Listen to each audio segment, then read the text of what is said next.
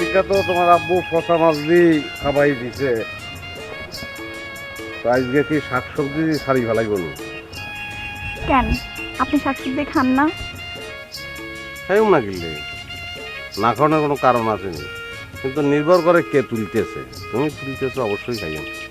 আমার নানির হাতে রান্না অনেক ভালো, আর আপনার এই খেতে শাকও অনেক ভালো লাগবে। টঙ্গ এলাকার প্রোডাকশন যে খুবই ভালো সেটা আমি অলরেডি বুঝি ফেলাইছি। শুনলাম তোমার আব্বুর এক বন্ধুর নাকি 7 ছেলে। হারু চাচা। হারু চাচা, আমি তো মনে মনে হারু চাচারে গরু মানি ফেলাইছি। পরিস্থিতি যদি অনুকূলে চলি আসে, নাই চিন্তা করছি একটা ফুটবল টিম বানাই ফেলাই।